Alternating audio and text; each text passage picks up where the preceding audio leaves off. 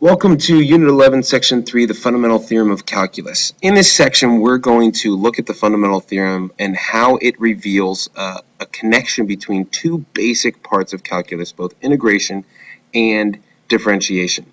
Now, the theorem itself has two main pieces, and even though those pieces are closely related, we're going to treat those two pieces separately and dig into how we're going to use them and what they're going to do for us. And in fact, we're only going to look at the first piece of the theorem in this unit, and then we're going to pick up the next unit with the second piece of the fundamental theorem. So let's first look at one of the rules that we had of integrating from 0 to some constant a of, say, the function x squared with respect to x. And we said that, well, this is simply just evaluating the antiderivative of x squared at a. And so we could say that it's big F, our antiderivative of a, or simply a cubed over 3. And we applied that to look at the definite integral. Say we wanted to go from 3 to 5 of x squared with respect to x, then we would just evaluate the antiderivative at 5, and we would evaluate the antiderivative at 3, looking at the integral from 0 to 5 of x squared dx, and then subtracting the integral from 0 to 3 of x squared dx. And what this did was it showed us a way to evaluate the definite integral without having to use geometry, and it gave us this unique solution of just the difference between the antiderivative. And this actually isn't a coincidence, and this really is the essence of the fundamental theorem.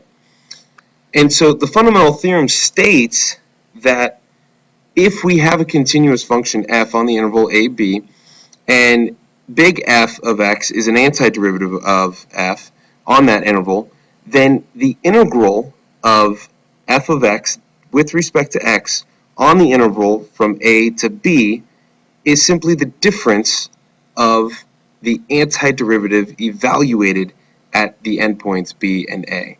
And so this opens the door for us to be able to evaluate any definite integral using the antiderivative. So it connects the two ideas of integration and differentiation and melds them into one theorem here, and it helps us to essentially solve any definite integral that we want.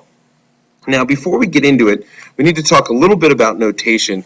And one little notation thing that we have here, if we're talking about the integral from a to b of f of x dx, and we want to evaluate the antiderivative big F, well, we use this notation here of f of x, and we have a bar, and we evaluate it from a to b right here. Okay, so we're going to use that notation just to shorten not having to have to write f of b minus f of a. Okay, so let's take a look at one here. So let's just have a simple integral of x cubed dx, and we want to integrate this from, let's say, 3 to 5. Okay, so to integrate this, what the fundamental theorem tells us is that this is going to equal the antiderivative evaluated at 5 minus the antiderivative evaluated at 3. Well, what is the antiderivative of x cubed? Well, the antiderivative f of x is going to be x to the 4th over 4. So we want to evaluate f from 3 to 5, and so we plug that in and we get 5 to the 4th over 4 minus 3 to the 4th over 4, and that gives us 136.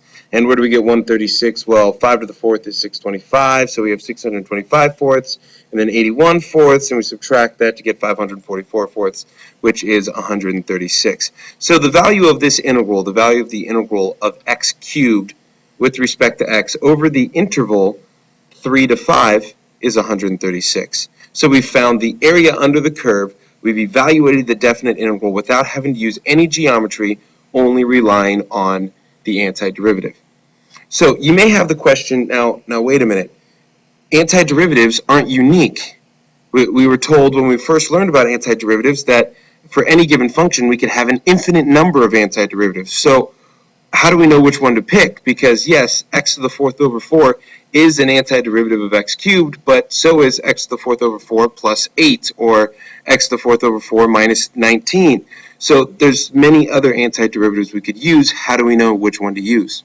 Well, in actuality, any of them work. It doesn't matter, because how do antiderivatives differ? Well, they only differ by a constant.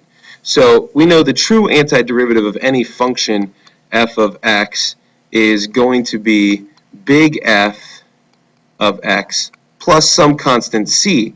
Well, if we evaluate this entire function from a to b, well, that gives us f of b plus c, that constant, whatever it may be, minus f of a plus that same constant c. And we notice when we subtract, these constants cancel out. And so we still are left with f of b minus f of a. So it really doesn't matter what antiderivative we use. So the easiest one to use is the one that has a constant of 0. Okay, so let's take a look at another one here. Let's say we want to integrate secant squared of x with respect to x from negative pi over 4 to pi over 4. Now, if we want to look at this graphically, if we just quick little sketch here, at 1, secant squared is going to look something like this, and we're going from right here at negative pi over 4 and right here at pi over 4. And so we're looking at this area underneath here. Now, looking at that area, that is not a nice shape. It's not something that we could use geometry to find. Okay, so we can't use those rules that we used with the antiderivative a few days ago. So because this isn't just a nice polynomial of x, it's a trig function. Well, now with the fundamental theorem, we can attack a problem like this, because this simply is going to equal our antiderivative evaluated at pi over 4 minus our antiderivative evaluated at a negative pi over 4. Well, we have to ask ourselves, what is the antiderivative of secant squared? So resort back to those 6 trig rules that I gave you, and the integral of secant squared of x is simply tangent of x. So our antiderivative is tangent of x, and you could say, well, don't forget the plus c, but let's just assume c is 0 to make our antiderivative a little more simple and easier to work with. So our integral here is simply going to equal our antiderivative evaluated at pi over 4 minus our antiderivative evaluated at negative pi over 4. So what is tangent of pi over 4 minus tangent of negative pi over 4? Well, we know tangent of pi over 4 is 1, and then tangent of negative pi over 4 is a negative 1, so this gives us 2. So the integral of secant squared x with respect to x between negative pi over 4 and pi over 4 is 2. So the area underneath this curve here that we're finding right there is in fact 2. Okay, so what this does, the fundamental theorem, and at least the first part of the fundamental theorem, remember there is a second part that we're going to learn later, but this first part allows us to evaluate any definite integral by simply finding the antiderivative and evaluating the antiderivative at each endpoint and finding the difference. So I want you to practice a couple of these from your book on page 374, number 3, 13, 17, and 20. So give these a try, and then we're going to continue working with the fundamental theorem in class on Monday, and we're going to extend it a little further. Thank you.